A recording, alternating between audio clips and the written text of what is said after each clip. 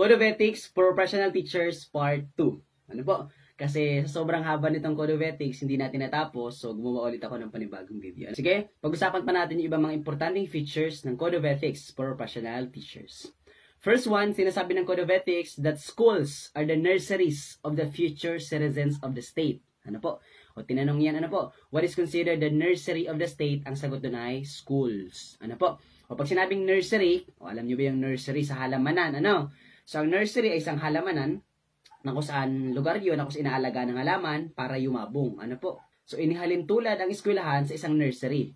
Na kung saan ang eskwelahan daw parang isang nursery, na kung saan inaalagaan ng bata, pinupunlaan ng kaalaman, hinuhubog ang talento at kakayahan para maging kapaki-pakinabang ng membro ng ating sosyedad. Ang tawag doon ay, schools are the nurseries of the future citizens of the state. Pag tinanong yan, saan niya nakalagay? Sagot, sa Code of Ethics for Professional Teachers. Next na pag-usapan natin ay academic freedom. O ganito ha, pag sinabing academic freedom, ang academic freedom ay para lang po sa mga tertiary level.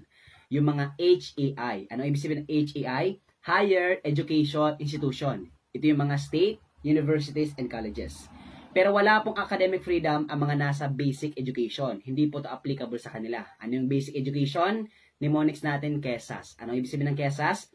Yung mga kindergarten, elementary, secondary, ALS, and special education, wala po silang academic freedom. Nakasulat din yan sa Batas Pambansa bilang 232 that academic freedom is only for higher education institutions. Dalawang pag-usapan natin pag sinabing academic freedom. Una, academic freedom ng mga university. At pangalawa, academic freedom ng teachers. First one, academic freedom ng university. Ito ang tanong sa board exam. May kakayahan ba ang mga eskwelahan na tumanggi sa mga estudyanteng gustong makapag-aral sa eskwelahan nila? Ang sagot ay yes. Pwedeng tanggihan. It is exercise of schools' academic freedom. Ano po? O kaya nga po, ang mga eskwelahan, ang mga university, may admission requirements. Because the admission requirements is the standard of the school. O kapag naipasa mo yung admission requirements, hindi naabot mo yung standard, hindi makakapasok ka sa eskwelahan.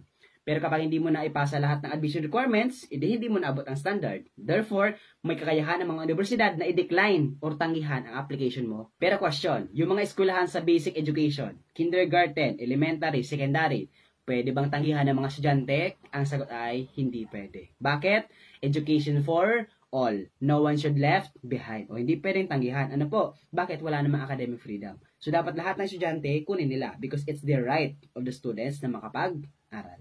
So hindi pwedeng tanggihan kasi sinasabi din ng 1987 Philippine Constitution that free and compulsory education in elementary. O next naman, academic freedom ng mga teachers. Ano po? Ito, sample scenario. Si teacher nagmamasteral. Magre-research na siya or thesis sa masteral niya. Ano? Kaya lang, yung result ng thesis niya ay taliwas sa sinasabi ng gobyerno. Question, ipapublish ba ni teacher yung result ng thesis niya? Yes or no?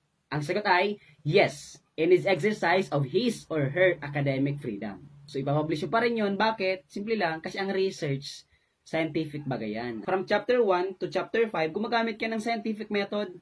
So, kapag sinabing scientific method, kapag pinalo mo lahat ng procedures, empirical, evidence-based, so, ibig sabihin, ipapublish mo ang research mo, kahit iba pa yun sa sinasabi ng gobyerno, kasi karapatan mo yun with your exercise of his or her academic freedom. Next one, sinasabi ng Code of Ethics that you are not a campaign manager. Ano po? So, sa mga eleksyon, bawal yung mga leader. O, sino mga leader dyan sa eleksyon? Ano?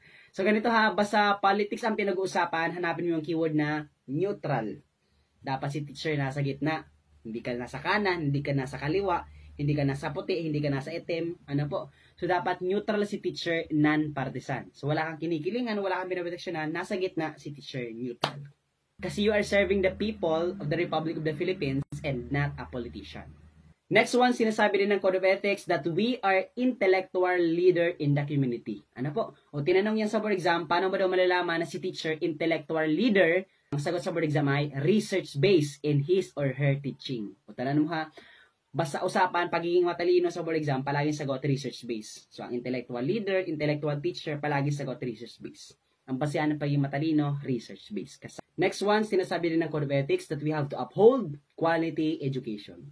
If there is a word that summarizes the entire Prof-Ed, ang word na yon ay quality education. Ano po? That's the word that summarizes yung 10 subjects sa Prof-Ed. O, bigyan ko kayo ng example. O, bakit ba kailangan pamaglit ng mga teachers? Sa tingin nyo, bakit after ng graduation sa college, maglilit pa? Simple lang, ang rason is because of quality education. Para magtuturo lang sa mga bata, yung pasado lang sa board exam. Ano po? To uphold quality education. Kasi kapag pumasa ka sa board exam, may lisensya ka, magaling ka. So, it's all because of quality education. Bakit pa kailangan nating magmasteral? A. For promotion purposes. Or letter B, gusto mong matuto sa masters para makapagturo ka sa bata. Anong tamang sagot? A or B? Ang mas tamang sagot, letter B. Pero kung selfish ka, ang sagot mo dyan, letter A. Kasi diba, nag-masters ka lang naman talaga para mag-promote, tama? Pero ang sagot mo sa board exam, hindi mo iniisip ang sarili mo, hindi ka selfish. Selfless ka. Hinuhuli mo ang sarili mo kasi ang nasa isip mo, on the top of your mind, ang mga bata para sa bansa, para sa komunidad. So, iniisip mo yan, gusto mong matuto para sa mga bata, quality education pa rin. O next one, bakit ka nag-CPD? O di ba mga CPD, mga webinar seminars? O bakit ka nag-attend dyan? A, para mag-renew ng lisensya. Or letter B, gusto mo ma-update sa mga trends and reforms para makapagturo sa mga bata. Anong tamang sagot? A or B? Very good. Ang tamang sagot ay letter B. O ganito ha, basta ang sagot mo sa board exam, palagi mong iniisip ang bata, hindi ang sarili mo. Ano po? Ginagawa mo yan kasi gusto mo ma-update sa mga trends para matuturo mo sa mga bata updated to the new trends and reforms para quality education pa rin. Yes, ba yung teachers? So kaya nga, the word quality education is the word that summarizes all the subjects in Prof Ed. At yun din ang susumpaan mo sa OTK. Ang susumpaan natin is to uphold quality education at all cost. Next one, sinasabi din ng Code of Ethics that we have to ensure that teaching is considered the noblest profession. Ano po? Pero question, bakit nga ba teaching is considered the noblest profession? Maraming sagot dito. Ano? Lahat tama, walang maling sagot. Pero para sa akin lang, tayo ang noblest profession because we are the makers and producers of other professions. Ano po? So, wala mga doktor, abogado, politiko, congressman, mga artista, mga police, firefighters, nurses, agriculturists, kung wala ang mga teachers sa buong mundo. Ano po? That's why we have to be proud that we are teachers. Next one, sinasabi din ng Code of Ethics that do not claim what is not yours. Give due credit. So, wag mo daw kunin ang hindi naman sa'yo. So, kaya nga may mga intellectual property rights, may mga plagiarism observance tayo. Kasi we have to give due credit sa mga works ng iba. Next one, tinanong din to sa board exam. Ang tanong sa board exam ay, transact all official business through channels, except when special conditions warrant another procedure. Ibig sabihin, tanan mo, yung word na channel, importante yun. Na po? So, ibig sabihin, lahat ng mga transactions sa DepEd, for example, naka-channel, may standard operating procedure. So, pag walang sagot na channel, nasagot, standard operating procedure. Ano po? Next one, sinasabi din ng Code of Ethics that appointments and promotions are made only on the basis of merit and needs and interest of the service. Ano po? So, tandaan mo yung keyword na basis of merit and needs and interest of the service. So, ito po yung meritocracy ni Confucius. Kapag sinabing merit, qualification. So, sabi doon ni Confucius, so sabi ng meritocracy, kapag na magpo-promote or mag-a-appoint sa trabaho, dapat sino mas maraming merit, mas maraming qualification, siya mas karapat dapat i-promote sa trabaho. Ang tawag doon ay meritocracy. Next one, sinasabi din ng Code of Ethics that no school officials shall dismiss or recommend for a dismissal of a teacher except with a probable cause. Ibig sabihin, kapag regular kang teacher, hindi ka pwedeng basta-basta na lang tanggalin sa trabaho. Lalong-lalo na kung wala namang rason or probable cause. Bakit? Kasi pag regular ka sa trabaho, may tinatawag kang tenure. Tenured ka. Ano po? May tinatawag kang tenurity.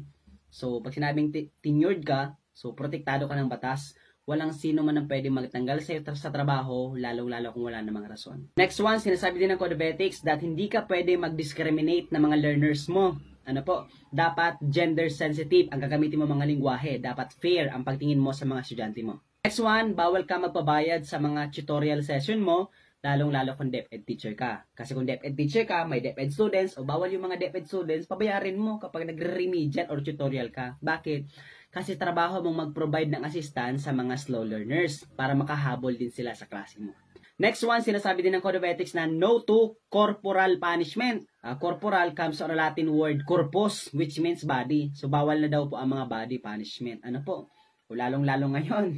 Ano po, kasi sobrang protektado ng ating state, ang mga bata, ano. So, bawal na daw yung mga corporal punishment.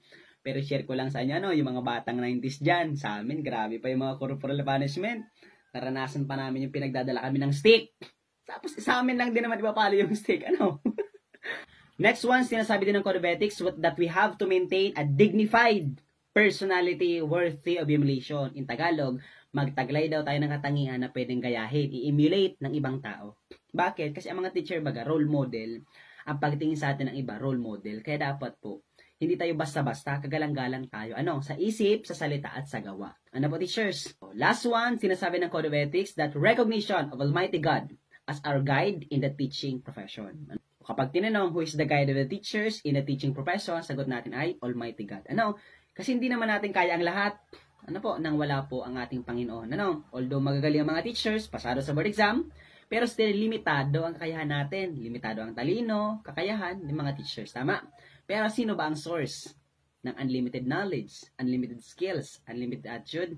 Is Almighty Creator. So, dapat palagi tayo nag-seek ng assistance, ng guidance galing sa ating Almighty Creator. Okay, yun na muna ang pag-uusapan natin sa Code of Ethics Part 2. Actually, mas magandang i-discuss yung Part 1, Kasi marami akong nasabi. Dito kasi medyo seryoso sa Part 2 natin, Pero still, importante pa rin yun kasi baka itanong pa rin sa board exam. Reminder lang ha, panoorin mo yung Part 1. Pag natapos mo na yung Part 2 ng video, panoorin mo yung Part 1. Kasi mas importante yung Part 1 ng Code of Ethics kaysa dito sa Part 2. Doon mo mas maintindihan ang rason bakit merong Code of Ethics at para saan ang Code of Ethics. Ilalagay ko po yung link ng Part 1 ng Code of Ethics dito sa comment section. So, sana natuto ka. And kung natuto ka, nakaabot ka sa parte ng video ito, pakilike naman po ng video. And then, again, pakicomment naman kung taga saan ka para alam ko kung saan ang na-reach ng video ito. Yun lang. Thank you very much everyone and God bless. Bye-bye.